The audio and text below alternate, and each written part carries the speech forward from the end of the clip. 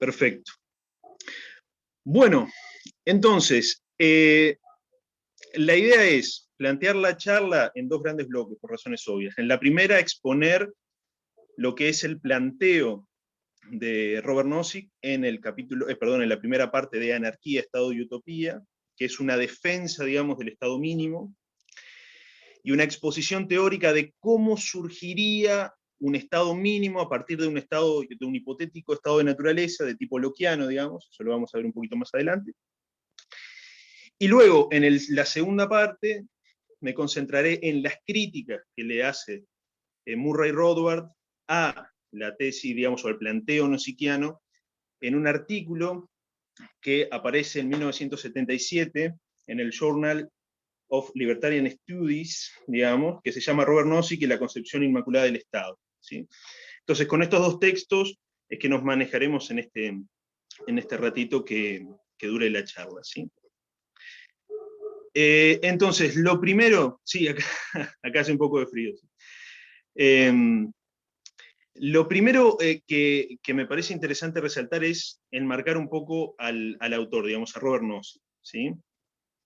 Robert Nozick nace en 1938, muere en el 2002, fue un filósofo muy importante en la década de los 70, ¿sí? Y sobre todo saltó a la fama gracias a este libro, Anarquía, Estado y Utopía, ¿sí? Que es de 1974.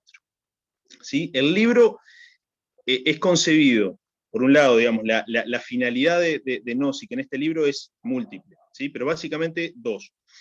La primera es hacer, digamos, una crítica al anarquismo de tipo individualista, ¿sí? Así que ahí tenemos digamos, una finalidad bastante clara, ¿sí? Es intervenir, digamos, en un debate propio, digamos, de la filosofía liberal.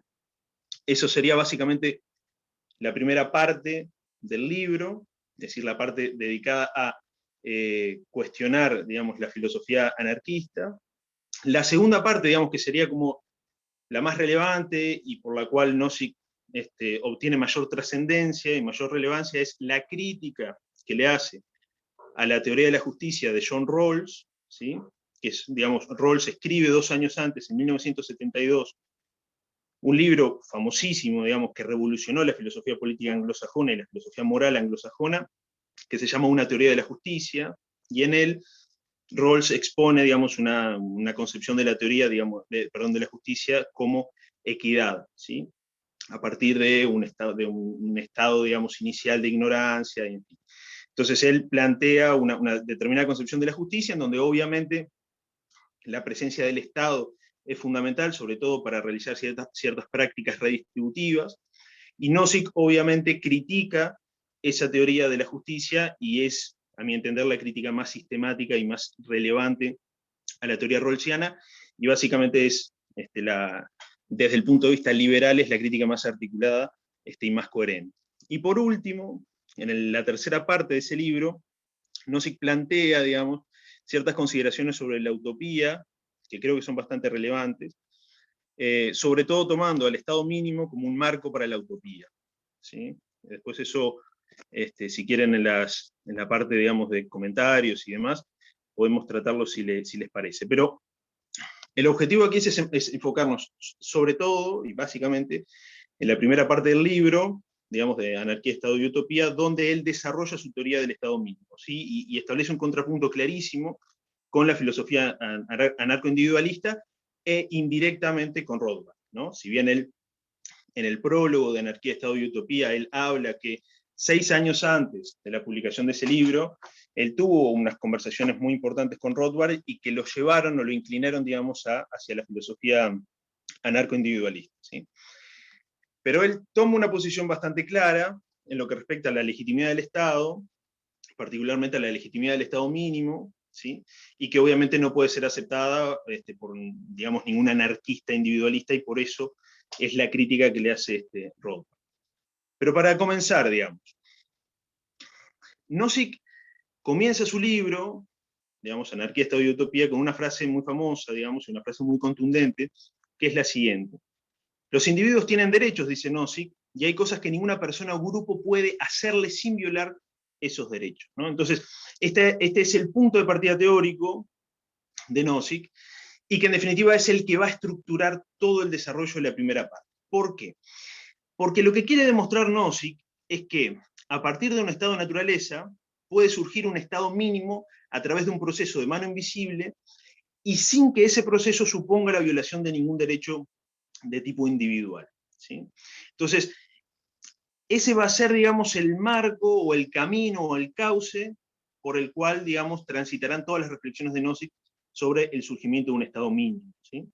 Y veremos que es además uno de los puntos fundamentales que toma Rothbard para criticar el planteo de Nozick, porque como veremos un poquito más adelante, lo que dice Rothbard es, no, momento, cualquier Estado supone necesariamente la violación de derechos individuales, y además, en la propia construcción teórica de Nozick, podemos ver que los pasos que se van dando, digamos, hacia la transformación de un Estado mínimo, suponen violaciones de derechos individuales. Entonces, por un lado, ni la creación de ese Estado mínimo es tan inconsciente o tan, digamos, espontánea como podría parecer o como lo plantea Nozick, y que además en ese proceso de construcción y de consolidación del Estado en los términos nozickianos se violarían también derechos individuales, ¿sí? Pero eso lo vamos a ver un poco más adelante. Pero a lo que voy es que el concepto de derechos individuales, que Nozick lo toma de la tradición, digamos, naturalista, es el eje tanto de la construcción teórica de Nozick como de la crítica que le va a hacer Rothbard 3 años después, en 1977, en este artículo que les comentaba, digamos,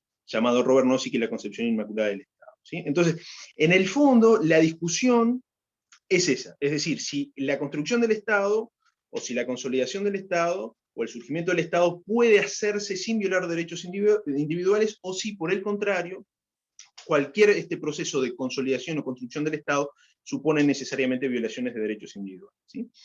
Entonces, lo que dice Nozick básicamente es que estos derechos morales, digamos, son entendidos como derechos individuales, ¿sí?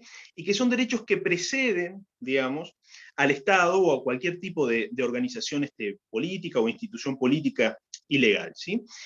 Y que por lo tanto preceden a cualquier forma de contrato social o a cualquier forma, digamos, repito, de organización política. Entonces, Nozick acá toma el concepto, digamos, de derechos naturales digamos, de John Locke, ¿sí? Es decir, él toma digamos, el andamiaje o la estructura teórica que expone John Locke en el segundo tratado sobre el gobierno civil, tanto en lo que respecta a el concepto de derechos naturales como en lo que respecta al concepto de estado de naturaleza. ¿Sí? Que es el punto de partida teórico que vamos a ver enseguida que toma Nozick para construir, digamos, su planteo, ¿sí? Entonces, en el lenguaje lockeano, digamos, estos derechos individuales, digamos, constituyen un derecho natural que gobierna el mundo prepolítico y precontractual del estado de naturaleza, ¿sí? Bien. Entonces, en definitiva, lo que hace Nozick es tomar el concepto, digamos, común, digamos, de la filosofía de naturalista, de tipo lockeano, y obviamente que aquí hay un problema, y Nozick lo detecta y lo asume, lo admite, digamos, en el prefacio del libro, que es que él no elabora una justificación de los derechos naturales, ¿sí? Este es un problema, digamos, o podría ser un defecto teórico importante en la construcción de Nozick, porque no da, digamos, una justificación de la existencia de esos derechos individuales, de tipo natural, digamos, de tipo prepolítico. Entonces él los toma como dados, digamos, como una especie de, digamos, de existencia que en principio no debería ser justificado, que parecería obvia o intuitiva, digamos, ¿no? Ahora, como entiende Nozick a los derechos individuales, digamos, es como restricciones morales o restricciones indirectas para la acción, ¿sí? Entonces, lo que entiende Nozick es que las personas tienen derechos, y eso significa que ninguna persona puede hacerle determinadas cosas a los individuos sin violar esos derechos, ¿no? Entonces, esos derechos vienen a ser, repito, límites o restricciones indirectas para la acción, es decir, determinan lo que no pueden hacer los individuos a otros individuos, o dicho de otra manera, lo que no pueden hacerse los individuos entre sí, ¿sí? Entonces, básicamente, digamos, es el concepto de derecho que maneja la filosofía de tipo liberal, sobre todo, digamos, el liberalismo clásico, ¿no? Es decir, los derechos como restricciones, como una esfera, digamos, de autonomía, digamos, que no puede ser violada, no puede ser traspasada sin el consentimiento de ese individuo, ¿no? Entonces, digamos, los derechos básicos que comúnmente, digamos, hablan los liberales, o que constituyen, digamos, el núcleo moral básico de la filosofía liberal, es decir, el derecho a la vida, el derecho a la libertad y el derecho a la propiedad privada, son entendidos por Robert Nozick de esa manera, es decir, como límites a la acción de los individuos respecto a otros individuos, ¿sí?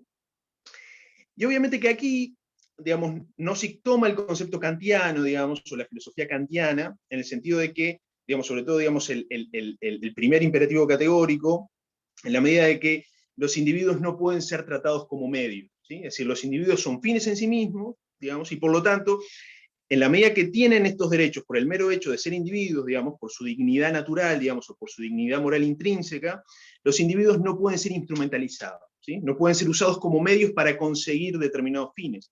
¿Por qué? Porque la utilización de manera involuntaria, de manera coactiva, de manera no consensuada, de un individuo como medio supondría necesariamente la violación de estos derechos de tipo moral y de tipo natural, ¿no? Entonces, los individuos tienen esta calidad necesaria, esta calidad intrínseca, que es la de ser fines en sí mismos, ¿no? Es decir, los derechos impiden que los individuos puedan ser utilizados como medios, ¿sí? Este es un punto fundamental. Y que además, esta concepción filosófica de tipo necesariamente kantiano, es decir, el carácter finalístico del individuo, digamos, es decir, y la prohibición de ser instrumentalizado, lleva a Nozick, digamos, a hacer una crítica bastante interesante al utilitarismo, ¿no? Es decir, porque para Nozick el utilitarismo presenta los derechos, digamos, incorporados en un estado final o en un óptimo que debe ser obtenido o que debe ser perseguido, ¿sí? Entonces, para el utilitarismo, entiende Nozick, los derechos no son límites a la acción, o no son restricciones indirectas a la acción, sino que desde la filosofía utilitaria, o utilitarista, perdón, los derechos, digamos, forman parte de un estado final, un estado óptimo que debe ser propendido, que debe ser alcanzado por los individuos. Y que por lo tanto, como corolario, digamos, de esta concepción moral, en algunos casos puede estar permitido o puede estar moralmente permitido la violación de determinados derechos individuales, siempre y cuando de la violación de esos derechos individuales se pueda lograr un bien común mayor o una felicidad total mayor, o se pueda de alguna manera impedir que esa felicidad total baje, ¿no? Entonces, para los que tienen algún tipo digamos, de familiaridad o contacto, digamos, con la filosofía tipo utilitarista, básicamente lo que viene a hacer aquí Nozick es atacar al concepto de felicidad, digamos, o al concepto de, digamos, aritmética de la felicidad en términos de Bentham, ¿no? Es decir, esta idea de que en algunos casos se pueden violar derechos individuales siempre y cuando se logre con ello una utilidad colectiva mayor, ¿sí? Entonces Nozick digamos, se pone en la vereda de enfrente y critica fuertemente esta concepción de los derechos de tipo utilitarista, y repite que los derechos individuales, los derechos de tipo natural, los derechos que no pueden ser violentados o no pueden ser limitados de ninguna manera, son restricciones indirectas a la acción, y que no hay ninguna razón de tipo individual o de tipo colectivo que pueda justificar la violación de esos derechos, ¿no? Y dice Nozick, la tesis de las restricciones indirectas, que es lo que le venía comentando, nos prohíbe violar estas restricciones morales en la consecución de nuestros fines. Mientras que la tesis cuyo objetivo es minimizar la violación de esos derechos, que es la tesis, digamos, que sostendría, digamos, el utilitarismo, o por lo menos una versión del utilitarismo, digamos, del utilitarismo de derechos, como lo llama Nozick, dice, el objetivo de esa tesis es minimizar la violación de esos derechos y permitiría violar los derechos, es decir, violar esas restricciones, de manera que disminuya su violación total en la sociedad, ¿sí? Entonces, Nozick plantea claramente cuál es el fundamento moral, digamos, de su filosofía moral y de su filosofía política, ¿sí? Los derechos como restricciones indirectas, y por lo tanto no existe ninguna justificación que permita su violación, ¿sí? Entonces, dice Nozick que los individuos son fines, y aquí, digamos, reitera lo que les comentaba, digamos, de la concepción kantiana, no son simplemente medios, dice Nozick. Dice, no pueden ser sacrificados o usados sin su consentimiento para alcanzar otro fin, ¿sí? Bien.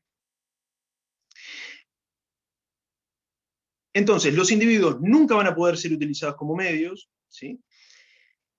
Y concluye Nozick, digamos, me parece que este pasaje es bastante interesante para comprender cuál es su filosofía moral y cuál es su concepción de los derechos, porque creo que lo resume de muy buena manera. Dice Nozick, sin embargo, no hay ninguna entidad social con un bien, la cual soporta algún sacrificio por su propio beneficio. Hay solo personas individuales, diferentes personas individuales con sus propias vidas individuales. Usar a uno de estos individuos en beneficio de otros es usarlo a él y beneficiar a otros. Nada más. Usar a una persona en esta forma no respeta ni toma en cuenta suficientemente el hecho de que es una persona separada, que esta es la única vida que tiene. Él no obtiene ningún bien predominante por su sacrificio y nadie está facultado a forzarle a esto, ¿sí? Entonces, estas son las coordenadas morales que van a, digamos, guiar o van a encauzar, como les comentaba, el desarrollo de Robert Nozick en lo que respecta, digamos, a su concepción del Estado, ¿sí? Bien. Entonces, para digamos, plantear, digamos, su teoría del Estado mínimo, Nozick plantea, digamos, una hipótesis, digamos, que es una hipótesis muy común en la filosofía moral occidental, sobre todo a partir del siglo XVII, que es la idea del estado de naturaleza, ¿sí? Eso obviamente lo podemos ver en Hobbes, en Locke, en Rousseau. Es una idea muy constante, digamos, en la filosofía política del siglo XVII y del siglo XVIII, ¿sí?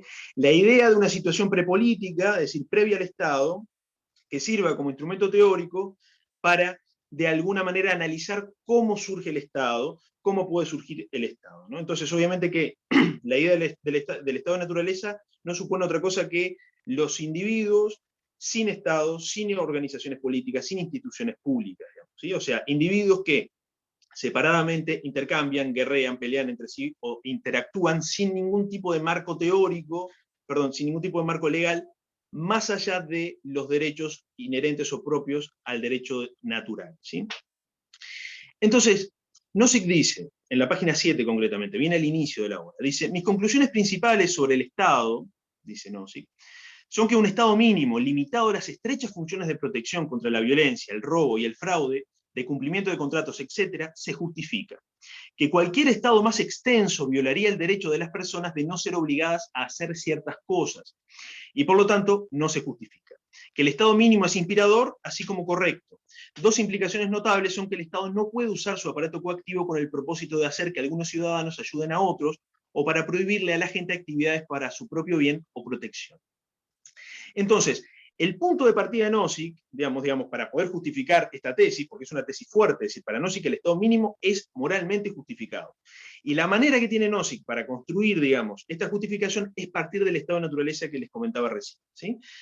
Entonces, digamos, a partir de una situación de tipo no estatal, que comúnmente podría ser llamada como anarquía, digamos, es, digamos, tomada como Nozick, repito, como punto de partida. Y Nozick lo justifica de esta manera, dice: más pertinente sería concentrar la atención en una situación no estatal en que la gente satisfaga generalmente las restricciones morales y actúe en general como debe.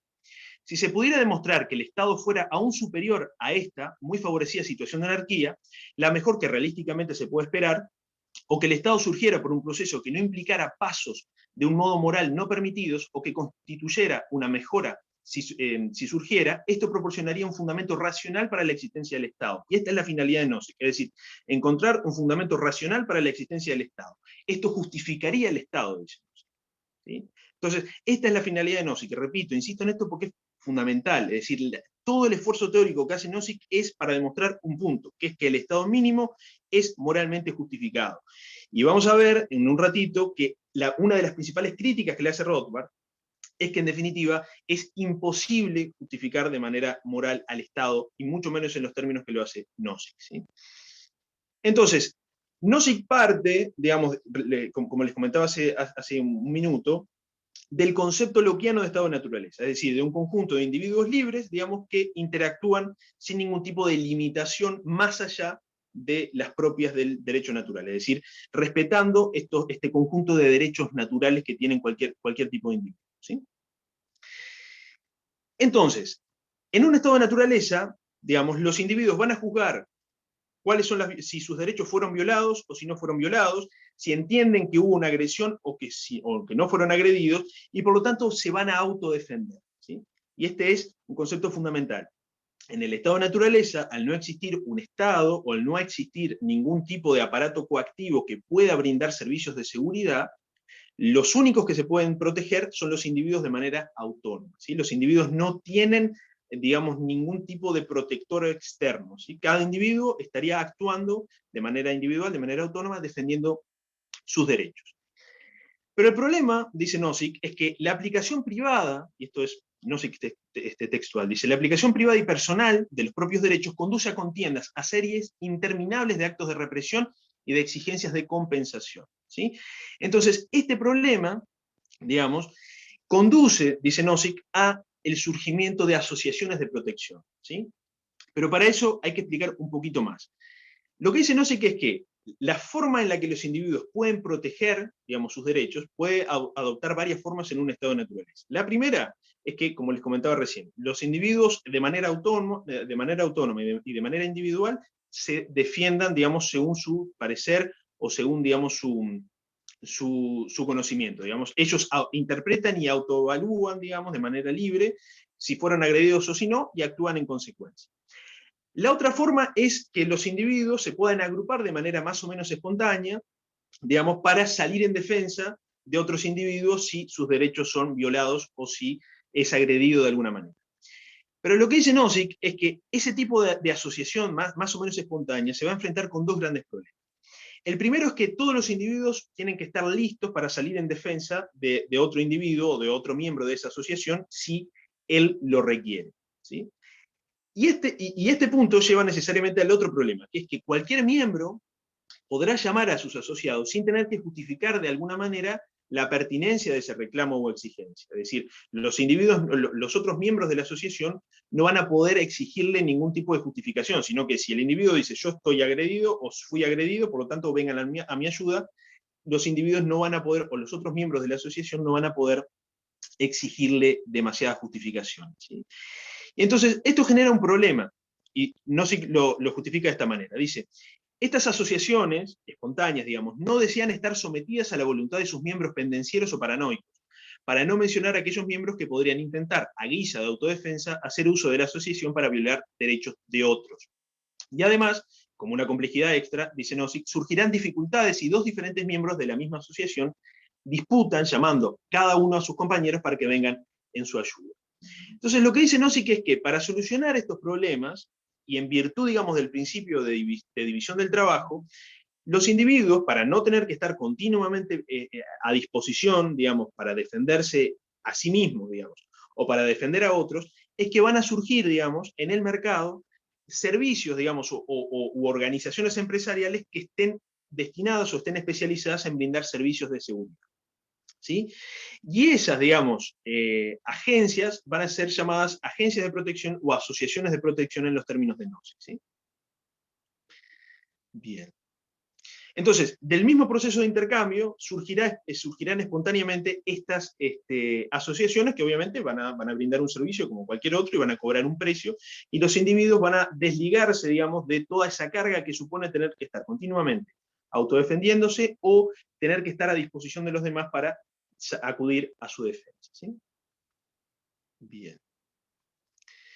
Entonces, lo que dice Nozick es que estas agencias de protección se negarán a proteger contra represalias, dice, al menos que hayan sido autorizadas a la represalia. Es decir, que estas agencias de seguridad no van a estar muy dispuestas a acudir al llamado de sus miembros de cualquier manera, ¿sí?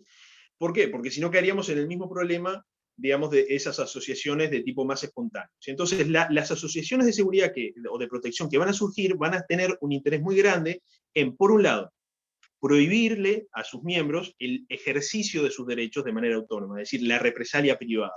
Una vez que forman parte de esas asociaciones, los clientes van a renunciar de alguna manera a su derecho a castigar de manera autónoma, ¿sí? Sino que ahora la agencia va a castigar o va a proteger sus derechos en su nombre, ¿sí? Y por lo tanto, cualquier protección en contra represalias, dicen, no, dirigidas a él por parte de esos otros clientes, digamos, estarían negadas o estarían prohibidas, ¿sí? Estas asociaciones, dice Nozick, van a actuar de manera, digamos, de buena fe, dentro de los límites del derecho natural, y por lo tanto no habría una tendencia, dice Nozick, para que estas asociaciones agredan de manera, digamos, injustificada, ¿sí? Porque justamente perderían adherentes o perderían clientes, ¿sí? Entonces, al inicio del estado de naturaleza, dice Nozick, distintas asociaciones o compañías de protección van a estar disputándose clientes y van a estar disputándose, digamos, territorios, ¿sí? O van a estar en competencia. Entonces, lo que dice Nozick es que pueden haber dos hipótesis de relacionamiento entre las distintas agencias de seguridad, porque obviamente va a haber un mercado libre y por lo tanto no va a haber ningún tipo de restricción a la entrada o para la formación de nuevas agencias de seguridad. La primera hipótesis que plantea Nozick es la hipótesis del no conflicto, es decir, las agencias de seguridad se van a poner de acuerdo y por lo tanto no van a guerrear entre sí o no van a utilizar la violencia física, ¿sí? Entonces, supongamos que un cliente de la agencia de seguridad A, digamos, entra en un conflicto o entiende que fue agredido por un cliente de la agencia B, ¿sí? Entonces, teniendo en cuenta, digamos, esta especie de expropiación, o más que expropiación sería una transmisión voluntaria del derecho a la autodefensa en favor de esa agencia de seguridad, podríamos decir que las agencias de seguridad van a negociar en nombre de sus clientes, ¿sí? O se van a relacionar entre sí en nombre de sus clientes. Entonces, en la hipótesis de no conflicto, las agencias de seguridad van a decir, bueno, sí, en realidad el cliente de la agencia A tiene razón, fue agredido por la agencia del cliente B, y por lo tanto intentarán resolver de manera pacífica esos conflictos. Dada la misma situación, la hipótesis del conflicto supone, digamos, lo contrario, es decir, no se ponen de acuerdo o no quieren ponerse de acuerdo y las agencias de seguridad van a intentar enjuiciar o ajusticiar a los clientes de la agencia contraria y por lo tanto va a surgir una situación de conflicto físico, conflicto directo, ¿sí? De esa situación de conflicto no se entiende que pueden surgir tres conclusiones o tres situaciones finales. La primera situación es que una de las agencias efectivamente gana este conflicto. La segunda situación es que una agencia tiene un poder concentrado en un área geográfica y la otra agencia va a tener su poder concentrado en otra área geográfica porque ninguna va a poder superponerse o derrotar a la otra, ¿sí? Entonces, lo que dice Nozick es que estas agencias de seguridad se van a consolidar en un territorio geográfico determinado, llegando a una especie de punto muerto en la medida que ninguna puede superar a la otra. Y la tercera situación, o el tercer posible desenlace, digamos, de esta situación de conflicto, es que las dos agencias peleen de manera reñida y frecuentemente ganando y perdiendo casi en la misma proporción. Teniendo en cuenta esta situación, digamos, de guerra perpetua, digamos, y teniendo en cuenta los costos materiales y económicos que supondría, además de humanos, que supondría mantener de manera interminable un conflicto armado, es que, dice Nozick, surgiría, digamos, una tendencia, una inclinación de estas agencias de seguridad para resolver de manera pacífica sus conflictos, apelando a tribunales de justicia o cortes de apelación, que según Nozick, esas cortes o ese sistema de justicia terminará, dice Nozick, en un sistema de tribunales de revisión y de reglas convenidas sobre jurisdicción y conflicto de leyes, ¿sí? Y lo que dice Nozick es que este sistema judicial será, por un lado, federal y por otro lado será unificado. Dice Nozick que en cada uno de estos casos, casi todas las personas de una zona geográfica se encuentran bajo algún sistema común que juzga sus pretensiones contradictorias y aplica sus derechos, ¿sí? Entonces, ahí pueden ir viendo que nos vamos acercando a algo parecido al Estado, ¿sí? Algo similar, digamos, de tener una agencia que opera de manera más o menos dominante o monopólica en un determinado territorio, que ejerce sus derechos, o mejor dicho, los derechos de sus clientes y defiende a sus clientes en un área determinada, ¿sí? Bien. Entonces, en principio todo parece indicar que el resultado final, digamos, digamos, de esta situación no fue deseado, no fue querido por nadie. Y lo que dice Nozick es que parece ser el producto digamos, que no parece ser el producto del designio intelectual de alguien, sino que es causado, digamos, por lo que dice Nozick, un proceso de mano invisible, digamos. Esta especie de consolidación de las agencias de seguridad, digamos, en un territorio determinado, está justificado, digamos, o mejor dicho, es el resultado de un proceso no voluntario no querido por nadie, ¿sí? Y este es, digamos, el núcleo de la justificación de Nozick o del planteo de Nozick. Es decir, este proceso, repito, de consolidación de las agencias de seguridad en una zona geográfica determinada es un proceso de mano invisible, ¿sí? O sea, ahí Nozick toma, digamos, el concepto de mano invisible de Adam Smith y la aplica, digamos, a su planteo, ¿sí? Entonces, dice Nozick, de la anarquía, digamos, de este estado de naturaleza, gracias a la presión de agrupaciones espontáneas, asociaciones de protección mutua, división del trabajo, presiones del mercado, economías de escala e interés propio racional, surge algo que se parece mucho a un estado mínimo o a un grupo de estados mínimos geográficamente diferentes, ¿sí? Dice Nozick que, es decir, el punto que es el siguiente: ¿por qué?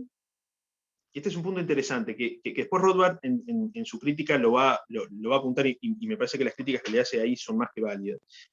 Nozick supone que el servicio protección contra terceros, protección digamos, contra agresiones de terceros, es un servicio que tiende, digamos, a la concentración monopólica, porque por un lado, son servicios, digamos, de valor relativo, dice Nozick, porque el servicio de seguridad vale en la medida que los otros, o las otras agencias de seguridad, brinden un servicio menor. Es decir, el valor del servicio de seguridad para Nozick no vale en sí mismo, sino que su valor está siempre en relación con los servicios de seguridad que pueden dar otros. Entonces, una agencia de seguridad que brinde un servicio de seguridad más fuerte o que tenga más recursos en relación con otras agencias de seguridad, va a tener un valor mayor, ¿sí? Pero, digamos, esta característica del bien o del servicio, protección contra terceros, hace que no todas las agencias de seguridad puedan brindar servicios homogéneamente valorados, sino que siempre va,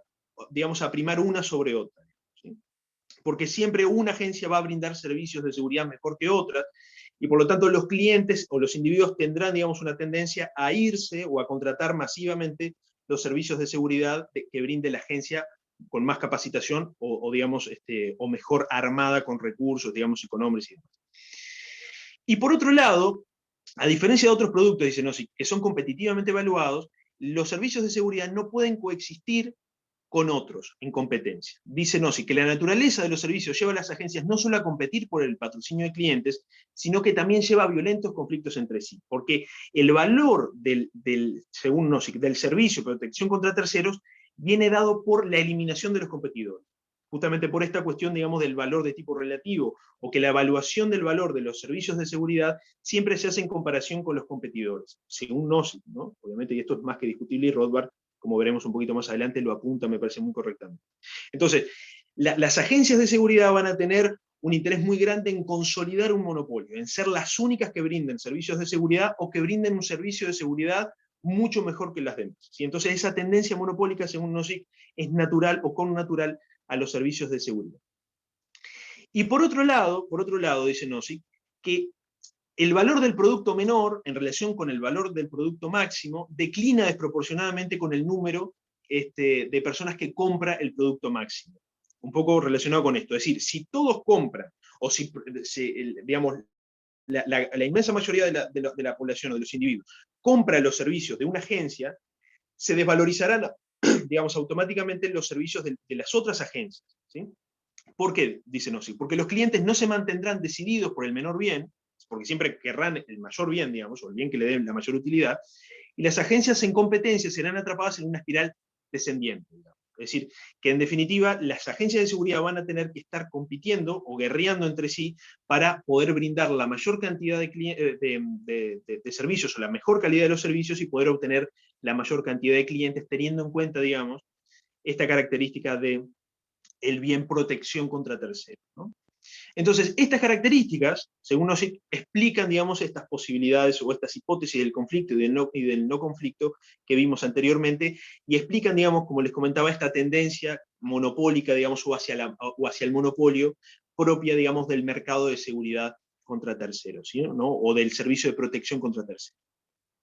Ahora, lo que dice Nozick es que estas agencias de seguridad monopólicas, o estas agencias de seguridad dominante, como las llama él, no son todavía un Estado, ¿sí? Porque para Nozick es una condición necesaria de la existencia de un Estado que éste anuncie que castigará, dice Nozick, a cualquiera quien descubra que ha hecho uso de las fuerzas sin autorización expresa. Entonces, en definitiva, el monopolio del castigo es para Nozick el elemento fundamental, digamos, del concepto de Estado. Y por lo tanto, todavía, dice Nozick, estas agencias de seguridad dominante no pueden prohibir el castigo o no pueden prohibir, digamos, que individuos que estén por fuera de ellos puedan imponer sus derechos o puedan autodefenderse si no forman parte, digamos, de esta agencia de seguridad, ¿no? Entonces, lo que dice Nozick es que el concepto de Estado necesariamente tiene un componente redistributivo en la medida que brinda servicios de protección a aquellos que incluso no contrataron sus servicios, o a aquellos que incluso no pagan o no le brindan ningún tipo de prestación económica al Estado, pero que incluso sí el Estado tiene la obligación de brindarle servicios de seguridad. Entonces, necesariamente esta cuestión de recibir un beneficio sin tener que pagarlo supone una práctica redistributiva, porque de alguna manera hay que costear ese servicio de seguridad. Entonces, hasta que no exista esa dimensión redistributiva, que no está presente, digamos, en la hipótesis de las agencias de seguridad dominante, porque las agencias de seguridad dominante únicamente lo que dan seguridad a aquellos que pagan sus servicios, y por lo tanto, una persona que está por fuera de ellas no puede exigirle a la agencia de seguridad que le brinde protección, así como uno no puede exigirle a una persona que le brinde un servicio si no paga un precio, ¿no? O, un bien, o que le brinde un bien si no paga un precio. Entonces, todavía las agencias de seguridad se rigen, digamos, por las leyes del mercado, digamos, de la oferta y la demanda, y solamente van a brindar servicios de seguridad a aquellos que hayan contratado su servicio, ¿verdad? No obstante, dice Nozick, podemos imaginar un orden social intermedio, que es este que estamos hablando, entre el esquema de las asociaciones privadas y el Estado mínimo. Y ese esquema intermedio es el Estado ultra mínimo, según Nozick, ¿no? Y esta forma de Estado, y así lo define Nozick, mantiene un monopolio sobre todo el uso de la fuerza, con excepción del que es necesario en la inmediata defensa propia, y por lo tanto excluye la represalia privada o proporcionada por una agencia por daño y para exigir compensación, ¿sí? Pero solamente ofrece protección, y por eso es que lo hace ultramínimo, y todavía no podemos hablar que estamos ante un Estado mínimo, porque solamente el Estado ultramínimo ofrece protección y servicio de ejecución a aquellos que compran sus pólizas de protección y de aplicación, ¿sí? Entonces, el Estado ultramínimo no es más que, digamos, una asociación privada, una empresa privada que brinda servicios de seguridad, pero con una pretensión de tipo monopólico, o los brinda de manera monopólica. ¿Por qué? Porque a todos los que están, digamos, dentro de su esfera de influencia, o a todos aquellos que son sus clientes, les prohíbe el ejercicio individual o privado del derecho a la defensa, ¿sí? Entonces, los clientes no pueden agredir a otros, no pueden hacer valer sus derechos por fuera de la agencia de seguridad, y solamente la agencia de seguridad es la que va a tener el derecho a defenderlos, ¿sí?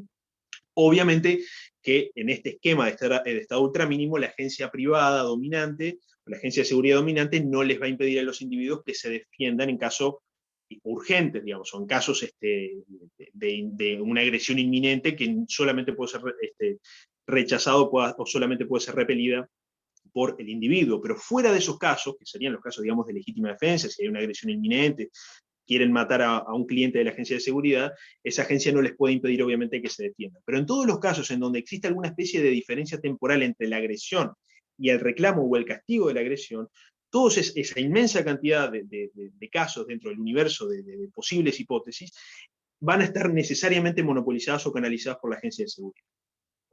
Entonces, por lo tanto, dice Nozick, para poder hablar de un Estado propiamente dicho, tenemos que, por un lado, reconocer dos fenómenos. Que el Estado ultramínimo surge del sistema de asociaciones privadas de protección, y por otro lado, cómo el Estado ultramínimo se transforma en un Estado mínimo, ¿sí? Y sobre todo, lo fundamental aquí es que tanto el paso 1 como el paso 2, es decir, el surgimiento del Estado ultramínimo a partir del sistema de asociaciones privadas, como el pasaje del Estado ultramínimo hacia el Estado mínimo, ambos procesos deben ser morales, es decir, no deben suponer la violación de ningún derecho de tipo moral, ¿verdad? Entonces, a fin de hacer esto un poco más rápido, porque digamos, la justificación de Nozick es bastante engorrosa, aquí lo fundamental está en lo siguiente. El punto que hay que demostrar es si las agencias, o si la agencia de seguridad dominante, o de protección dominante, puede prohibirle a aquellos que no son sus clientes utilizar o castigar, digamos, a sus clientes, ¿sí? Entonces, el punto es este en el fondo. Es decir, si la agencia de seguridad puede prohibirle algo, o prohibirle castigar a aquellos que no son sus clientes, ¿sí? Entonces, el punto aquí, para Nozick, es que la agencia de seguridad no puede ejercer más derechos de los que les brindan sus clientes. Entonces, la agencia de seguridad no tiene más derechos que la suma de los derechos de sus clientes. Y como ningún individuo en un estado de naturaleza tiene la facultad de prohibirle a otro individuo, digamos, que ejerza sus derechos o que se defienda, porque eso supondría violar sus derechos de tipo natural, la agencia de seguridad, en principio, tomando en cuenta los derechos de sus clientes, no tendría legitimidad o no estaría justificada ningún tipo de prohibición a terceros, es decir, terceros en relación con ellas, es decir, a aquellos que no son sus clientes. Bien. Entonces, el problema aquí es el siguiente. Imagínense que en esta sociedad, digamos, hipotética, que plantea Nozick, es decir, en este estado de naturaleza, Tenemos un conjunto de agencias de seguridad privadas dominantes que dominan en un determinado territorio. Dentro de ese territorio conviven clientes, digamos, de esa agencia de seguridad, pero también pueden convivir tranquilamente personas que no son clientes, es decir, que no tienen ningún interés en contratar esas agencias de seguridad y que NOSIC lo llama independiente, ¿sí? Entonces, aquí viene lo que yo llamaría, digamos, el dilema de los independientes, es decir, ¿qué puede hacer la agencia de seguridad dominante en relación con los independientes? ¿Les puede prohibir que castiguen a sus clientes o no? Y aquí está el eje fundamental. Porque lo que se plantea NOSIC es lo siguiente. Imagínense que un independiente dice, bueno, el cliente de la agencia de seguridad A violentó mi derecho, por lo tanto yo tengo derecho a castigarlo como yo quiera. Entonces, ¿la agencia de seguridad puede impedirle a ese independiente que castigue a su cliente? Porque en principio, la agencia de seguridad solamente puede defender a sus clientes de una agresión determinada. En eso estamos de acuerdo. El problema es cómo determinar si esa agresión es fundada o si no fundada, o en definitiva, quién tiene razón. Y aquí viene el gran problema, digamos, de los derechos procesales en un estado de naturaleza, es decir, cómo determinar quién tiene razón y quién no tiene razón. Entonces, lo que dice NOSIC es que algunos procesos de castigo pueden ser demasiado riesgosos o pueden ser, digamos, demasiado dañosos, ¿sí? O pueden suponer, digamos, una incertidumbre muy enorme. Imagínense, por ejemplo, que un individuo dice, no, el cliente de la agencia A violó mi derecho. Supongamos, entró a mi propiedad o me robó. Un caso típico, me robó. Y yo lo voy a castigar, supongamos, de una manera sumamente dolorosa, de una manera, una tortura horrible, y yo tengo razón, y yo sé que me lo robó, que me robó determinada pertenencia. ¿Cómo puede determinar la agencia de seguridad que ese procedimiento es aceptable o no? Y además, ¿cómo la agencia de seguridad se asegura, valga la redundancia, de que ese proceso de determinación de la culpabilidad es justo o no es justo? ¿Sí? Entonces aquí viene el gran problema, digamos, de las prohibiciones y de las compensaciones. Es decir, el dilema acá fundamental es si la agencia de seguridad dominante puede prohibirle a un independiente que castigue o castigar a uno de sus clientes, ¿sí? Entonces, dice NOSIC que un sistema prohíbe una acción, y aquí es donde viene toda la conceptualización que hace NOSIC respecto a la compensación y a la prohibición. Dice NOSIC que un sistema prohíbe una acción a una persona si impone una pena a alguien por realizar el acto y además de exigirle una compensación para las víctimas del mismo, ¿sí? Entonces, lo que dice NOSIC es que algunas conductas pueden estar prohibidas siempre y cuando sean demasiado riesgosas, ¿sí? Y sobre todo, si ese riesgo, dice NOSIC, es de tipo público, ¿sí? Entonces, la cuestión es la siguiente. Para NOSIC, algunas conductas pueden ser riesgosas, es decir, pueden generar riesgos, pero esos riesgos pueden ser de tipo privado, es decir, en la medida que se puede identificar quiénes van a ser las víctimas de ese posible daño, ¿sí? En cambio, dice NOSIC, algunas conductas pueden ser tan riesgosas y pueden generar riesgos de tipo público que muchas personas pueden sentirse, digamos, afectadas o posiblemente dañadas simplemente por el miedo que le genera el poder llegar a recibir algún tipo de represalia, ¿sí? Entonces, lo que dice NOSIC es que el miedo, y ese miedo generado por los riesgos de tipo público, es decir, aquellos que son generalizados, es decir, que no se sabe quién puede llegar a ser dañado, y que generan obviamente un miedo de tipo generalizado. Y lo que dice NOSIC es que tendríamos miedo de ciertas cosas, aún sabiendo que seríamos compensados por completo si ocurrieran o si se nos hicieran a nosotros esos actos. Entonces NOSIC pone el ejemplo, imagínense que una persona le puede decir, miren, yo quiero romperle un brazo, y le voy a romper un brazo a usted y a cualquier persona con la que me encuentre en la calle, y le pagaré $10.000. La cuestión aquí está en si esa conducta, el romper un brazo, puede ser prohibida o no puede ser prohibida, ¿sí? Entonces, lo que dice NOSIC es que en estos casos, como hay un riesgo de tipo general, digamos, porque cualquier persona puede verse, digamos, afectada, digamos, por esta amenaza, digamos, o por esta, digamos, pretensión, NOSIC entiende que en esos casos, cuando hay riesgo de tipo público, la prohibición está justificada, ¿sí? Entonces dice que todo traspaso de límite, dice, nos genera este tipo de miedo, es decir, miedos de tipo público. Aquellos a los que las personas le tienen miedo, aun cuando sepan que serán compensados por completo si el daño ocurre, ¿sí? Entonces, obviamente que uno va a tener miedo de ser, digamos, lastimado o que su brazo sea fracturado, incluso si le van a dar una compensación por ello. Entonces dice NOSIC que nos enfrentamos a casos de daño público cuando existe un interés público y legítimo en eliminar estos actos de traspaso de límites, especialmente porque su comisión hace que todos tengan miedo que les ocurra a ellos. Y por lo tanto, ese miedo difundido o ese miedo generalizado hace que la ocurrencia efectiva y el apoyo dado a estos actos no sea simplemente cuestión privada entre ofensor y la parte ofendida. ¿Sí? ¿Por qué? Porque ese miedo, digamos, traspasa esa relación meramente individual. Así pues, dice Nozick, un sistema que permite actos que producen miedo, con tal que las víctimas sean indemnizadas, tiene en sí mismo un costo no compensable por el miedo de las víctimas potenciales que no son víctimas efectivas.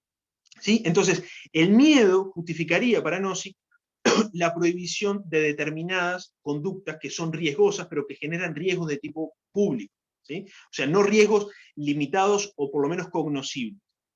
Entonces, en la medida que el riesgo, que el miedo no es un estándar, digamos, homogéneo, y que las personas pueden tener miedo de cosas bastante diferentes, lo que dice Nozick es que va a quedar un excedente imposible de compensar en forma totalmente satisfactoria. Entonces, ese principio de compensación o esa posibilidad de compensar la realización de determinados actos o de compensar determinados daños, digamos, esa imposibilidad debido a que este excedente va a quedar imposible de compensar, porque como ese daño o ese miedo, mejor dicho, va a ser público, no se va a poder compensar a todas las posibles personas que tengan miedo, porque justamente es imposible establecer un estándar objetivo para poder compensarlo, ¿no?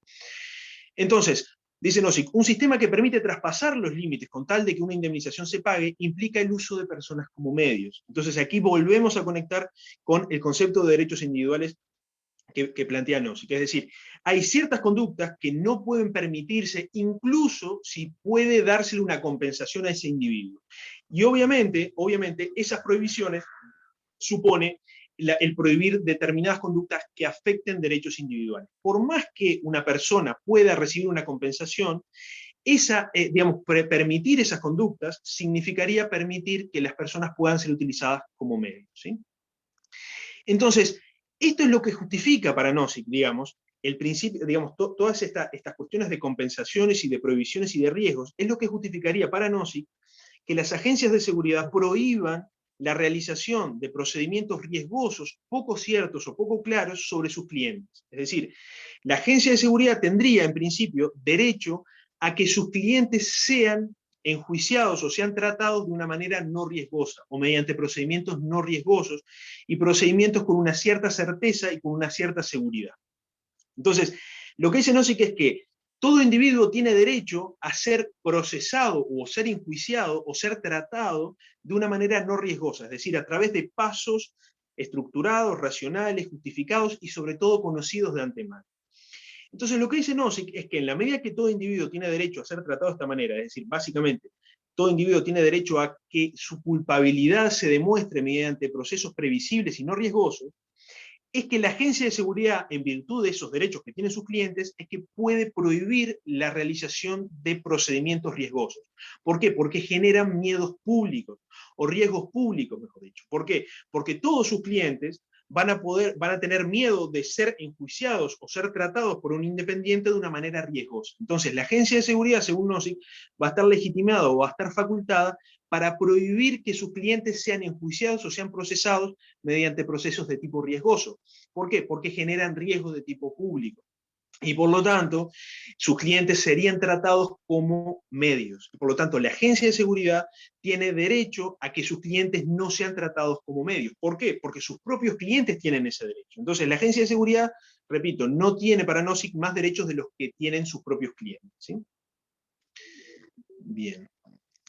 Entonces, Nozick lo resume más o menos de esta manera. Dice, cuando una acción de este tipo, es decir, a las acciones generalmente realizadas por una persona, y que su prohibición le produzca una desventaja seria, se prohíbe a alguien porque podría causar daño a otro, y es específicamente peligroso cuando la realiza. Entonces, aquellos que prohíben esa acción con el propósito de obtener un incremento en su seguridad, tienen que indemnizar a la persona que se le prohíbe dicha acción, por la desventaja en la que la coloca. Entonces, aquí tenemos este problema, digamos, básico, que es que los independientes van a tener que, digamos, estar de alguna manera compensados, digamos, por esta prohibición, porque en definitiva el independiente tiene pleno derecho a hacer, digamos, a ejercer su derecho como le parezca. Entonces, ¿por qué es esta prohibición? ¿Por qué me van a prohibir a mí como independiente ejercer mi derecho? Y si me lo prohíben, dice Nozick, si hay una prohibición tiene que haber necesariamente algún tipo de compensación. ¿Sí?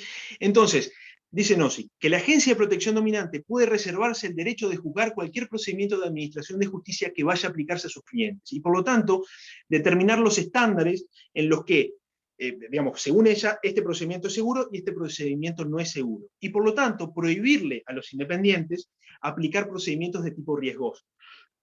En caso de digamos, prohibir esos procedimientos de tipo riesgoso, lo que dice Nozick es que la agencia de seguridad debe proporcionarle algún tipo de compensación para poder dejar a esa persona en una situación similar a la que estaba antes de la prohibición. Y lo que dice Nozick es que la agencia de seguridad, por una cuestión, digamos, de costo, digamos, en vez de darle una suma de dinero, lo que la agencia de seguridad puede darle son servicios de protección sin tener que pagar la cuota o la membresía que pagan sus clientes. Y aquí es donde tenemos el componente verdaderamente redistributivo, porque fíjense que la agencia de seguridad ahora va a brindarle servicios de seguridad a aquellos que no son sus clientes. Y aquí es donde viene el componente redistributivo, que para Nozick es fundamental para la concepción de Estado. ¿Sí? Entonces, ahí Nozick entiende que cuando la agencia de seguridad dominante prohíbe y además compensa a esos independientes y le brinda servicios de seguridad de manera gratuita, es que tenemos un Estado de tipo mínimo. Dice Nozick, como la Asociación de Protección Dominante juzga que sus propios procedimientos son confiables y justos, y cree que esto es generalmente conocido, no permitirá a nadie defenderse contra ellos. Esto es, castigará a todo el que lo haga. La Asociación de Protección Dominante actuará libremente con base en su propio entendimiento de la situación, mientras que ningún otro podrá hacerlo así impunemente. Aunque no se aspira a ningún monopolio, la agencia dominante ocupa en realidad una posición única en virtud de su poder.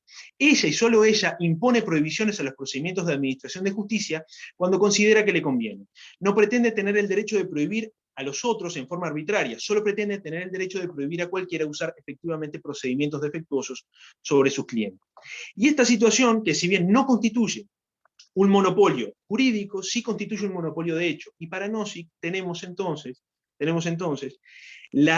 digamos, un Estado mínimo. Es decir, tenemos, por un lado, un monopolio del ejercicio de la violencia en un determinado territorio, y por otro lado, un componente redistributivo, porque ahora la agencia de seguridad va a brindar servicios de protección a aquellos que no son sus clientes. ¿Sí? Entonces, por lo tanto, la agencia de seguridad deberá proteger a todos aquellos que viven en un determinado espacio, en una determinada área, sean sus clientes o no sean sus clientes.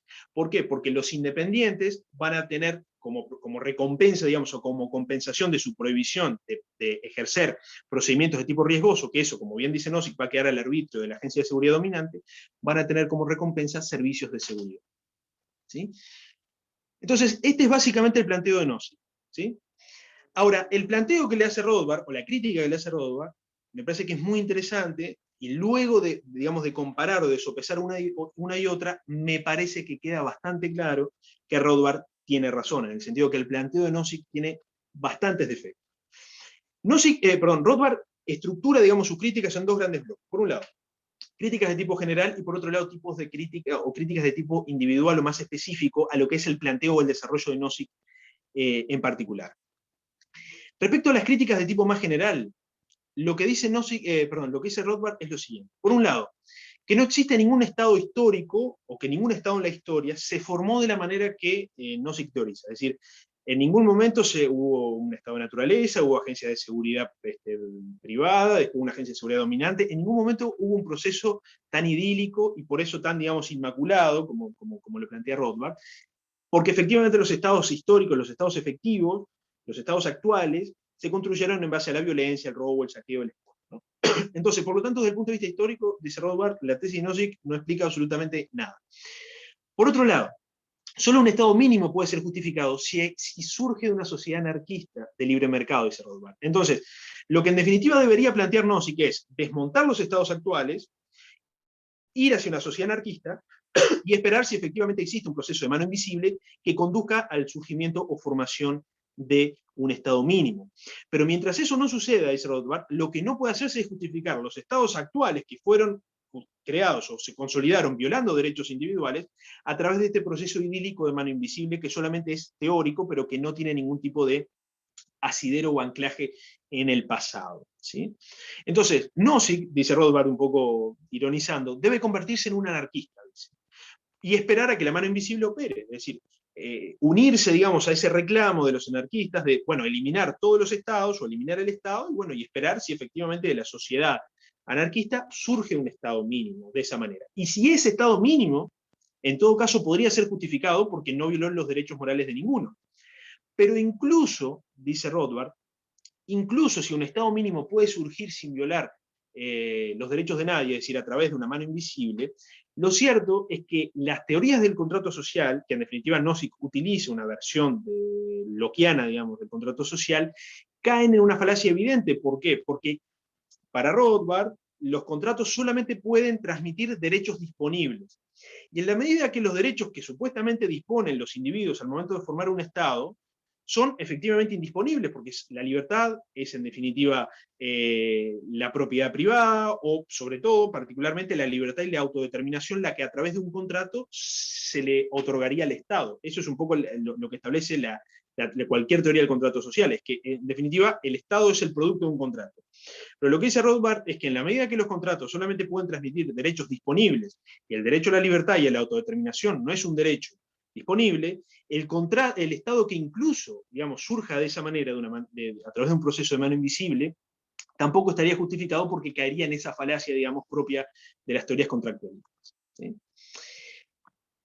Yendo, digamos, a las críticas particulares, lo que dice Rothbard es, digamos, Rothbard puede ser, o yo por lo menos las clasifico, las agrupo en cuatro, digamos, grandes, tópicos o grandes cuatro temas, digamos, las críticas que Rothbard le hace a Nozick. Por un lado, las críticas sobre el surgimiento de las agencias de seguridad y sobre su funcionamiento. Por otro lado, critica Rothbard esa tendencia o esa asunción, digamos, o esa presunción que hace Nozick sobre la tendencia monopólica que existe necesariamente en el mercado de seguridad contra otros, digamos, o del mercado de protección contra terceros. ¿Sí? Por otro lado, Rothbard critica toda la conceptualización de Nozick sobre el problema de los independientes.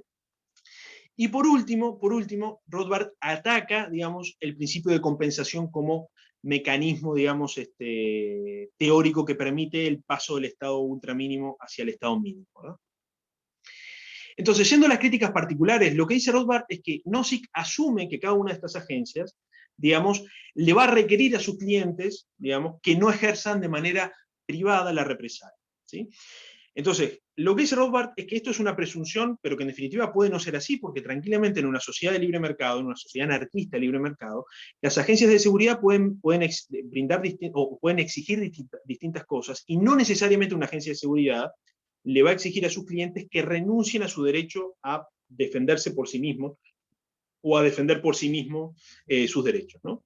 Entonces, tranquilamente es posible concebir una agencia de seguridad que le diga, bueno, sí, usted me contrata, yo estoy dispuesto a protegerlo, pero usted puede protegerse cuando quiera y puede en definitiva guerrear con otros sin ningún tipo de problema. ¿Sí? Entonces, lo que hizo Rothbard es que no se reduce, digamos, las posibilidades o, digamos, o las alternativas que podrían surgir en una sociedad de libre mercado, ¿no? En una sociedad de tipo anarquista. No se supone además que las agencias actuarán de manera moral y no agresiva. Pero eso es contradictorio, digamos, con los escenarios que plantea Nozick, porque la hipótesis del conflicto es una hipótesis que para Nozick es básicamente inevitable, que las agencias de seguridad van a guerrear entre sí de manera, digamos, inevitable, y eso contradice necesariamente esa presunción de que las agencias de seguridad van a respetar el derecho natural, ¿verdad? Y en definitiva, por otro lado, Rothbard apunta y critica, eso me parece también bastante interesante, digamos, esa presunción o esa afirmación que para Rothbard no está justificada respecto a el sistema de justicia. Si ustedes recordarán, para Nozick, el sistema de justicia que surgiría, digamos, de esta sociedad anarquista necesariamente será unificado y federal. Lo que dice Rothbard es que eso no tiene por qué ser así y tranquilamente pueden haber distintos tribunales y árbitros compitiendo entre sí sin ningún tipo de vocación o interés en estar en un sistema unificado, digamos. Entonces, lo que dice Rothbard es que Nozick en definitiva está suponiendo un comportamiento de los agentes en el mercado que no necesariamente se puede dar así y tranquilamente las agencias o los árbitros o los tribunales pueden competir entre sí como cualquier otra empresa privada, ¿verdad? Por otro lado, esta tendencia monopólica de la que habla Nozick, que necesariamente influye o necesariamente impera, digamos, en en el mercado de servicios de protección contra terceros, tampoco se justificaría, porque de esa economía de escala, digamos, que supone el negocio de la protección, no se deriva necesariamente esa tendencia al monopolio natural. Y eso es así porque, en definitiva, las agencias privadas pueden tranquilamente competir entre sí de una manera no violenta. Porque lo que dice Nozick, y acuérdense de esto, es que el brindar servicios de seguridad contra terceros necesariamente va a obligar a las agencias a desplazar a los competidores de manera violenta. Lo que dice Rothbard es que eso no, repito, no es necesariamente así, porque tranquilamente las agencias de seguridad pueden competir como pueden competir cualquier otras empresas, digamos, en cualquier otro ámbito o área del mercado. Es decir, en el área, supongamos, del agua mineral, las empresas no necesariamente se matan entre sí para desplazar a sus competidores, sino que intentan competir y si tienen algún tipo de conflicto, bueno, lo decidirán de manera voluntaria o llevarán su conflicto a algún tercero independiente para que lo resuelva. Entonces, si eso sucede en una sociedad con Estado, ¿por qué no sucedería lo mismo en una sociedad sin Estado, verdad? Entonces, esa tendencia monopólica de la que habla Nozick no necesariamente se debe dar así, ¿no? Respecto al problema de los independientes, lo que dice Rothbard es que Nozick entiende que la agencia dominante tiene el derecho de prohibir la aplicación de procedimientos riesgosos. Eso ya lo hablamos. Pero en primer lugar, dice Nozick, dice Rothbard, ¿por qué la agencia de seguridad dominante no puede resolver de manera pacífica esos conflictos con los independientes? Es decir, porque a ver, y en esto Rothbard tiene razón, es decir, parece ser que no se plantea una situación en la que los independientes van a estar dispuestos a aplicar su procedimiento, que la agencia de seguridad entiende que es riesgoso, a cualquier costo, y que no va a haber ninguna posibilidad de transar de manera pacífica o de, digamos, consensuar de manera voluntaria algún tipo de solución intermedia entre la agencia de seguridad y el independiente. En definitiva, lo que Rothbard critica o señala como un defecto de la argumentación de Nozick es que la prohibición parece ser el único camino posible en el relacionamiento entre la agencia de seguridad dominante y los independientes. ¿Por qué eso tiene que ser así? Bueno, para Rothbard no necesariamente tiene que ser así, porque tranquilamente los independientes y las agencias de seguridad pueden resolver sus conflictos a través de un tercero independiente, ¿sí? Bien. Entonces, si la agencia de seguridad tiene que prohibir, la prohibición supone necesariamente un proceso consciente, entonces no estaríamos ante un proceso de mano invisible, o sea, estaríamos ante una decisión de las agencias de seguridad a través de la evaluación de riesgos, a través de la evaluación de procedimientos. Y eso no es un proceso de mano invisible, dice Rothbard. Y eso tiene toda la razón, es decir, porque si la agencia de seguridad comienza a evaluar riesgos de la aplicación de tal o cual procedimiento contra su cliente, eso no es espontáneo. Hay una decisión clara de prohibir y hay también una decisión clara de compensar, ¿sí? Entonces, ese proceso dista mucho de ser un proceso de tipo espontáneo o un proceso de mano invisible. Bien. Entonces, dice Rothbard también, dice, ¿qué pasa con los independientes respecto a la agencia dominante? Es decir, porque parece ser que la pelota solamente va de un lado.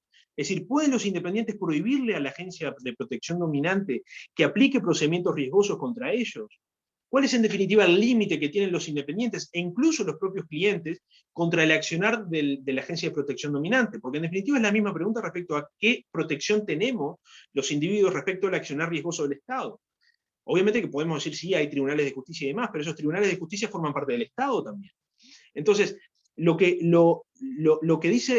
se pregunta Rothbard es qué sucede con el riesgo inherente al tener una agencia de protección monopólica y compulsiva. ¿Acaso el carácter dominante y por lo tanto no contrapesado por ningún tipo de competidor de la agencia dominante no supone también un riesgo? Porque en definitiva, en un sistema, digamos, donde las agencias de protección compiten entre sí, las acciones riesgosas que pueden hacer las agencias de seguridad está bastante limitado, porque si se le va la mano y realiza acciones demasiado riesgosas la agencia de seguridad, o funciona mal, necesariamente tendrán los competidores que estarán ahí dispuestos a captar esos clientes insatisfechos. Pero si hay una agencia de seguridad dominante, y además esa agencia de seguridad dominante prohíbe el ejercicio de derechos hacia los independientes, va a ser la única que va a tener el monopolio para decidir qué procedimientos aplicar, a quién castigar y a quién no. Entonces, lo que se pregunta Rothbard es, ¿acaso eso también no es una acción riesgosa, digamos? Bueno, en definitiva, Nozick no brinda una respuesta satisfactoria, digamos, a este problema, ¿verdad? Bien. Entonces, básicamente, el problema que plantea Rothbard es quién nos defiende del Estado, ¿no? Básicamente es ese. Después, hay otro problema, dice Rothbard, que es respecto a la evaluación del riesgo y a la evaluación del miedo, digamos, ¿no? Es decir, en la medida que no existe, digamos, una manera objetiva de identificar el riesgo, es decir, qué acciones son riesgosas y qué acciones no son muy riesgosas, porque los criterios que da OSIC respecto al riesgo público son bastante vagas, y en eso Rothbard tiene razón, porque evidentemente son bastante vagas, y que además el miedo como justificación de la prohibición es algo muy vago y subjetivo, porque las personas pueden tener miedo de distintas cosas, y pueden, digamos, evaluar los riesgos de distinta manera. Entonces, el problema está aquí, es que el riesgo para Nozick, perdón, para Rothbard, es un bien homogéneo solamente en aquellos eventos individuales que son estrictamente homogéneos y que se repiten en una cantidad muy grande de veces. Y por lo tanto uno puede más o menos evaluar y anticipar la realización de ese acto, porque ya se realizó en el pasado. Pero en bienes absolutamente heterogéneos, como puede ser la multiplicidad de acciones humanas, el riesgo nunca puede ser un criterio más o menos objetivo para poder identificar cuándo prohibir una acción y cuándo no, porque acuérdense que el criterio para prohibir una acción es aquella acción que es riesgosa, es decir, la cantidad de riesgo, o que en definitiva esa acción crea un riesgo por encima de un umbral que prácticamente nadie puede poner un criterio más o menos objetivo, ¿verdad? Y además, y este es un punto muy interesante, que lo que dice Rothbard es que en una sociedad de libre mercado los individuos asumen los riesgos de manera individual y pueden, en definitiva, contratar seguros, agencias de protección, qué sé yo, no sé, cortes o mecanismos de resolución judicial, pero siempre de manera individual. Entonces los individuos en una sociedad sin Estado necesariamente tienen que asumir su propio riesgo y, ¿por qué no?, tercerizarlo de manera voluntaria en instituciones que se dediquen a eso. Pero lo que sí no es moralmente permisible para Rothbard es que, en definitiva, un individuo obligue a otro a asumir el riesgo. ¿Sí? Y eso es lo que en definitiva estaría pasando con la agencia de seguridad dominante. ¿Por qué?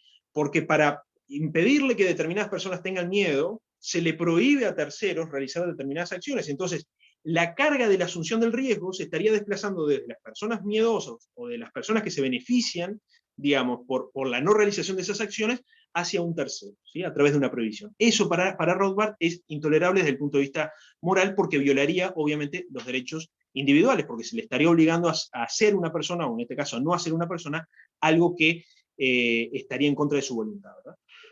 Y que además no generaría un daño tercero, porque si bien esto Rothbard no lo dice explícitamente, pero en virtud del principio de no agresión, en la medida que no hay daño, solamente hay riesgo, no habría ninguna justificación para prohibir determinadas acciones.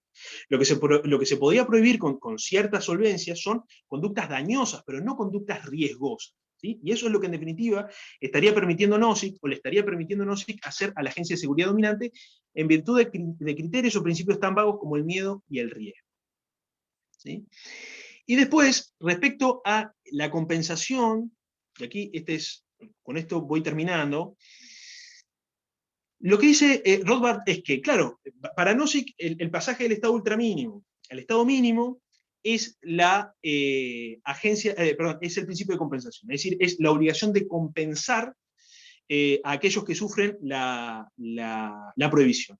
Ahora, nuevamente, no hay una escala objetiva de utilidades que permita poner a esa situación, digamos, a ese individuo, o le permita, digamos, a un agente externo evaluar cuál era la posición en la que estaba el individuo antes de la prohibición, y por lo tanto poder evaluar cuál es la compensación adecuada. Lo que dice Rothbard es que, en virtud del criterio subjetivista de utilidad propio de la escuela austríaca, no existe ningún criterio objetivo para determinar qué utilidad tenía el individuo, o qué utilidad le reportaba a un individuo concreto la realización de la conducta que ahora se prohíbe. Entonces la compensación no va a tener ningún criterio objetivo que permita, en definitiva, poder cuantificar la cantidad de beneficio que se le debe de ser dado, digamos, al que sufre la prohibición, para poder, en definitiva, ponerlo en una situación equivalente a la que estaba antes de la prohibición. Por otro lado, dice Rothbard, la compensación no puede ser nunca, digamos, la consecuencia de digamos, la compensación no puede funcionar como sanción a un crimen, digamos, o a la violación de un derecho. Sí puede suponer, de alguna manera, como una especie de pena accesoria, pero nunca puede ser la pena en sí misma. Es decir, no se puede permitir que violar los derechos de una persona, porque prohibirle algo que no daña a terceros sería violar los derechos a esa persona, no se le puede prohibir algo, digamos, simplemente diciéndole, bueno, te lo prohíbo, pero te doy una compensación, ¿sí? Entonces, toda violación de derechos debe estar prohibida, independientemente de que se pueda compensar o no. Entonces, la compensación no transforma en legítima la violación de un derecho, no justifica, digamos, la violación de un derecho. Por otro lado, no existe, repito acá, lo que ya les comenté, no existe ningún criterio que permita, en definitiva, evaluar la cantidad exacta de compensación. Después, tampoco dice nada, dice Rothbard, no sé qué respecto a la compensación de la agencia dominante sobre sus clientes por impedirles ir a otras agencias de seguridad. Es decir, la agencia de seguridad desplaza a los competidores, o por lo menos los anula.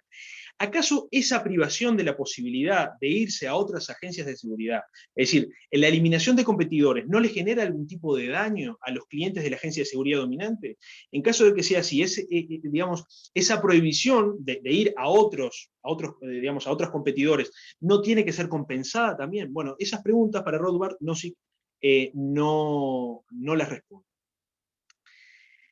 Después, otro punto que según Rothbard no explica, y eso también es cierto, es por qué la compensación que la agencia de seguridad dominante le tiene que dar a los independientes no puede ser en dinero, sino que tiene que ser en especie. ¿Por qué? ¿Por qué la agencia de seguridad dominante no puede, en definitiva, darle una suma de dinero, una especie de subsidio a los independientes por el hecho de verse prohibidos de su derecho a ejecutar o aplicar procedimientos riesgosos? ¿Sí? ¿Por qué? Bueno, eso tampoco, digamos, esa preferencia por la prestación en especie, tampoco Nozick la justifica o la explica. Por otro lado, ¿cómo identificar, dice Rothbard, las personas que tienen que ser compensadas? Es decir, ¿cómo identificar a aquellas personas que tienen que estar beneficiadas por el principio, digamos, de compensación? ¿Cómo identificar a aquellas personas que no quieren, en definitiva, ejercer ningún tipo de derecho o de procedimiento riesgoso? ¿Cómo identificar a aquellas personas que, en definitiva, no tienen ningún interés en contratar una agencia de seguridad y por qué, en definitiva, les tienen que dar una prestación de tipo forzoso? Porque a la fuerza se le está prohibiendo algo y se le está dando un servicio que quizás ellos en ningún momento tenían interés en adquirir. Entonces, aquí, y con esto voy terminando, Rothbard culmina, digamos, con una reflexión que a mí me parece muy interesante, que es que no se supone que los clientes van a soportar de manera pasiva, digamos, ese factor redistributivo, porque en definitiva los clientes de esa agencia de seguridad dominante le van a pagar la protección a aquellos independientes. Entonces, ¿por qué, digamos, esas personas tienen que soportar, digamos, esa situación? Porque en definitiva, si hay una situación de competencia y la agencia de protección dominante o la agencia de protección determinada decide hacer esto, es decir, decide recompensar o compensar, mejor dicho, a los independientes con el brindar servicios de manera gratuita, los clientes pueden tranquilamente irse a otra agencia que no brinde, digamos, este servicio gratuito, y por lo tanto, en definitiva, reducir sus costos. Porque obviamente que la agencia de seguridad dominante que le va a dar o que le va a brindar servicios de protección a independientes, va a suponer un aumento del costo de sus servicios, y eso obviamente va a suponer un aumento del precio, o por lo menos podría traducirse en un aumento del precio para sus clientes. ¿Sí? Porque la agencia de seguridad obviamente va a querer mantener ese margen y teniendo en cuenta su situación monopólica va a poder en definitiva poner un precio diferente al que podría poner en una situación de competencia. ¿Sí? Entonces, lo que podríamos entender es que si la agencia de seguridad dominante va a compensar también a aquellas personas que en definitiva se ven dañadas por este nuevo esquema, la agencia de seguridad en definitiva se va a ir quedando con cada vez menos clientes efectivos y lo último que quedará en esa agencia de protección dominante va a ser un conjunto de personas bastante ricas y bastante fanáticas que van a estar dispuestas a pagar cualquier dinero, digamos, por estar como clientes de esa agencia de protección dominante. Pero en definitiva, esa agencia de protección dominante se va a quedar con bastante pocos recursos materiales para poder brindar sus servicios de seguridad, y en definitiva el estado mínimo que plantea Nozick se desvanecerá por esta, digamos, actuación esperable de los clientes, digamos, porque se van a ir, ¿sí? O por lo menos la agencia de protección dominante los va a tener que compensar de alguna manera para que no se vayan, ¿sí? Entonces, en definitiva, y concluyo con esto, para Rothbard no se trata a la protección como un bien homogéneo, ¿sí? Pero el problema es cómo determinar cuánta protección dar, cuánta protección no dar, si basta con poner un tanque en la casa de cada uno de los clientes de la agencia de seguridad, o solamente un policía y un juzgado, y con eso ya habría protección suficiente. No hay criterios al margen de la competencia y del movimiento de la oferta y la demanda que le permita a la agencia de seguridad dominante, porque repito, estaría por fuera de la lógica del mercado de la agencia de seguridad dominante, ella no va a tener ningún criterio para poder decidir cuánta seguridad o qué calidad de servicios dar y no dar, porque en definitiva los clientes no van a tener estas alternativas propias de una sociedad de libre mercado, es decir, irse a sus competidores. ¿Sí? Entonces, al no existir un criterio objetivo u homogéneo, digamos, que permita o que justifique, o que mejor dicho, permita orientarles a la agencia de seguridad dominante cuánto dar y cuánto no, qué servicio de seguridad dar y cuál no, es que, en definitiva, tendremos ese problema de falta, digamos, de orientación. ¿Por qué? Porque no hay precios, es decir, no hay precios de mercado. Por lo tanto, al no haber precios de mercado, no va a haber información. Y por último, Rothbard dice que Nozick no tiene una teoría de la imposición tributaria, y esto es cierto, porque en definitiva parece ser que el Estado mínimo solamente puede establecer impuestos sobre sus clientes previos, pero no sobre los independientes. Pero lo cierto es que eso no puede explicar la manera en la que los estados ejercen la presión tributaria o ejercen su poder de tributar, porque en definitiva el Estado no hace exclusiones de decir, bueno, tú naciste hasta en determinada edad, o determinado año, a partir de aquí no pagan impuestos, y los que estuvieron antes sí van a pagar impuestos, sino que digamos, la violencia tributaria o la violencia monetaria que ejerce el Estado se aplica a todos los individuos por igual, independientemente que el Estado luego pueda determinar tal o cual impuesto, ¿sí?